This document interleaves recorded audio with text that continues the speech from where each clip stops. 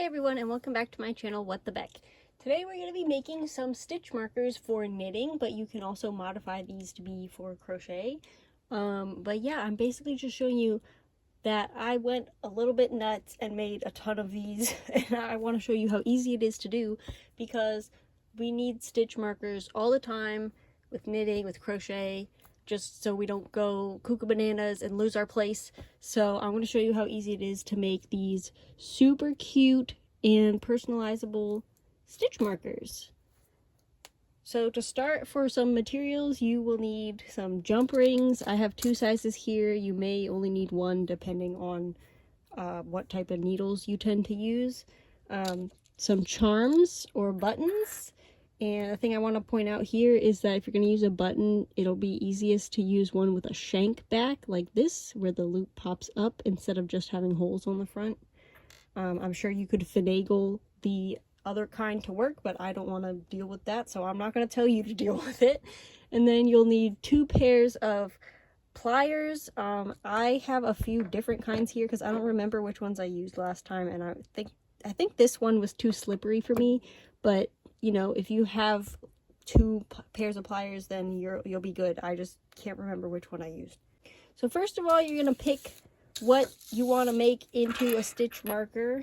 I have some pretty good options here. I have these just as like example, but I don't know that I'd want a stitch marker that's that big, so I'm going to disqualify them.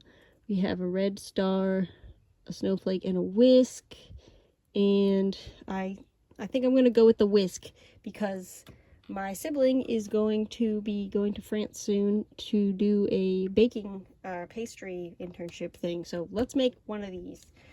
And then I'm gonna need a jump ring. These are pretty big, so they're 12mm, and I chose some that were this big because I tend to use larger needles, like up to 6mm. So I just wanted to make sure that they'd be able to slide easily on and off my needles when I'm finishing a row. But yeah, you can use smaller ones. If you know you never go above a 4mm, then you probably don't need much more than like an 8mm ring. So we've got our little button or charm and our jump ring.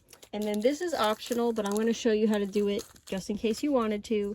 I have a smaller jump ring just to kind of lengthen the dangly part. Because as you can see here, sometimes the shanks on the back of the buttons are kind of low down. And if you want it to hang right side up, you might want to add some length so that it's like dangling from your piece instead of, I don't know.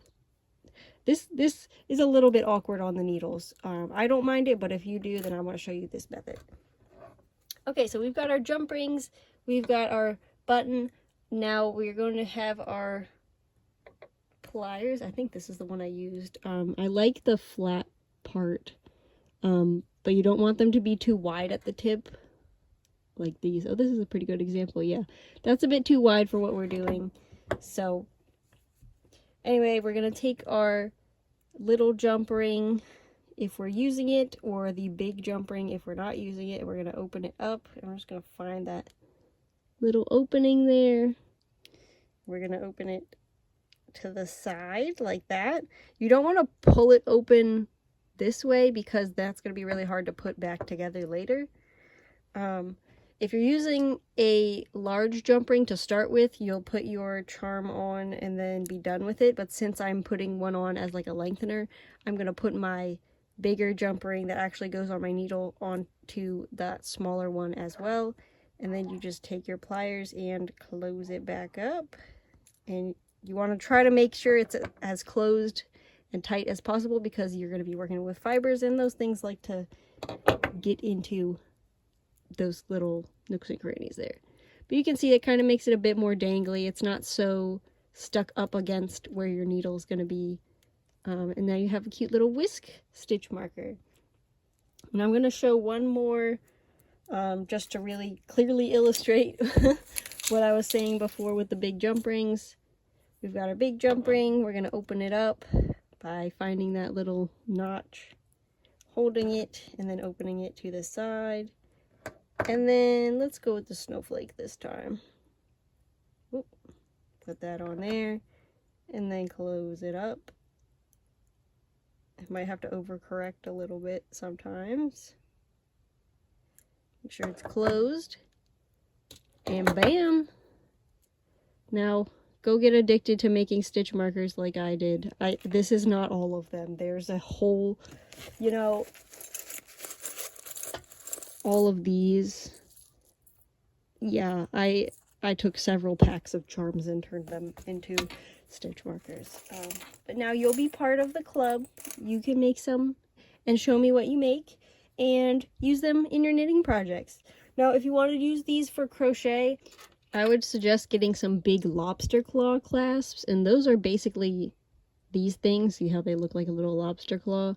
I didn't have any in my little jewelry making kit, so I haven't made any specifically for crochet, but you definitely can get large lobster clips like this, and then you would just attach your charm to the jump ring and then a lobster claw clip onto the same jump ring, and then you'd have a crochet compatible one, and you'd still have this big one on there, so you can still use it as a knitting stitch marker, but then have the option to do crochet stitch marking as well.